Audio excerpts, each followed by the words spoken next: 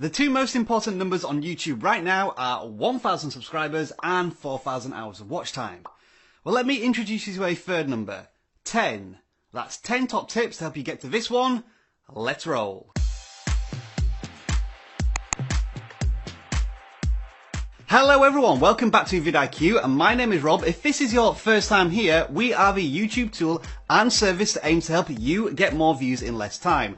Our tool is of course free to download, a link is in the description, and while you're at it, subscribe to our channel and click on the notification bell to make sure you don't miss any of our content. The YouTube Partner Program or monetization on your channel. The rules have changed recently. Now you need 1,000 subscribers, 4,000 hours of watch time. We've already done a detailed video on 10 tips to get to 1,000 subscribers, so if you haven't already watched that one, click right here, right now. If you have already got 1,000 subscribers, good job. Now let's move on to 4,000 hours of watch time.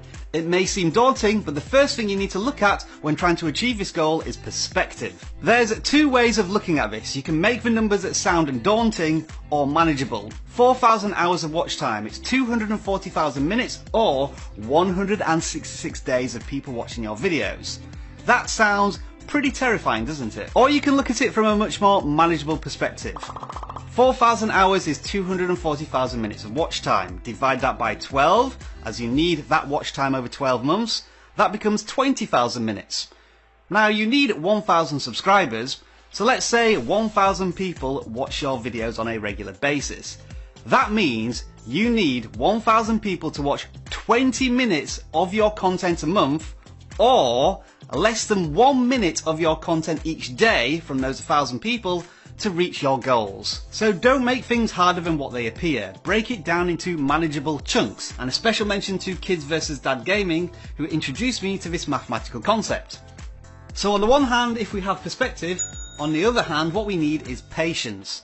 Rome wasn't built in a day. Your YouTube channel is not going to be built in 3 or 4 weeks. You have 12 months to reach these requirements. And once you do meet these targets, YouTube is not going to immediately monetize your content the day after. You'll have to go through a review process. So if you're always chasing these things that are in control of another entity, you're going to continually frustrate yourself. Now what's much less frustrating is our real-time stats bar that sits at the top of all YouTube pages when you install our vidIQ Chrome extension. It tracks your progress to 4,000 hours of watch time over 12 months with a breakdown graph and a progress bar if you mouse over the statistics. When you hit the 4,000 hours requirement, the metric turns from amber to green. For more information on this tool, click on the card on screen now. Okay, now for some practical tips about being a YouTuber and getting those 4,000 hours of watch time. YouTube is often about differentiating yourself from the crowd. Doing something different but familiar. I know that may sound odd, but the chances are if you just have a simple idea about doing gaming videos or beauty videos or vlogging videos, the chances are it's already been done. You need to personalize it. Take control of your own content. Find a particular niche. Be the best YouTuber that you can be for your content to deliver a valuable message to your audience. Take this as an example. Brick Built Replicas has 8,000 subscribers and 800,000 video views. The channel is about recreating life-size functional Lego replicas of iconic video game weapons from games such as Counter-Strike and Call of Duty. Now these two topics, Lego and gaming, are highly saturated markets on YouTube. But look what happens when you mesh the two together.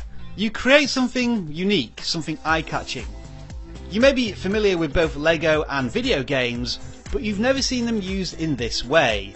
As a fan of both, it makes me want to click on the videos and watch what they're all about. Now there was no overnight success for this channel. The video creator has painstakingly been making these videos for a couple of years now, but slowly interest has built and finally he's had a couple of breakthrough videos which have brought in hundreds of thousands of views.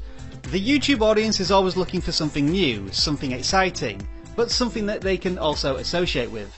The question is, can you deliver such a thing? Now if you're not comfortable with creating new ideas, you can chase trending or current ideas. But if you're a small channel, you've got to be strategic about this. Let's say you bought an iPhone 10 when it was first released. If you're a small channel, do you really think you can compete with the larger tech channels when it comes to unboxings, reviews, general guidance on how to use a device? You're going to get swamped by all the other larger tech channels. So you may want to concentrate on one particular feature on a device which you can really dominate with unique content, such as looking at animojis. When I was a very small tech YouTubing channel, I spent years trying to find a niche. And when I finally discovered one, I decided to put all of my efforts into it and eventually dominated it. Try searching for iPhone screen recorder and you may see a familiar face. For the full story on that, click right here. Next up, and something that's often spoken about when it comes to YouTube fundamentals, is consistency. Now there's a couple of ways we can look at this. There is the most obvious form of consistency, which is to post content on a regular basis. Whether it be every day, every week, every couple of weeks, whenever you have the opportunity to post new content on YouTube, that's going to benefit your channel. Usually the majority of your video views come from the first 48 hours of your video's life. So if you can publish more videos, that obviously means you're going to get more views and more watch time. Now, understandably, for some channels that's not as easy as it might be. Vlogging may take an hour to make the video and edit it, whereas if you're doing animation or drawings, that could take weeks, even months. So think about how you can maximize this opportunity. Maybe you want to do a time lapse of a quick run through of one of your drawings, or a behind the scenes episode on some animation, or some way to produce content that keeps the viewer interested and engaged in between what you would call your hero videos. You could also try and repurpose content. Let's say, for example, you do short tutorials. Well, if you have 3 or 4 tutorials on the same subject, maybe you can put them all together in one piece that's maybe 10 to 12 minutes long, and you've got a perfectly sized YouTube video. Now, the other side of consistency is your message or your value proposition. Let's say you're interested in wrestling, video games, TV shows, the Dallas Cowboys, and you cover all of these topics in different videos. That's just going to confuse the audience. They're not really sure what your channel's about, and I see this time and time again when I do channel reviews on vidIQ.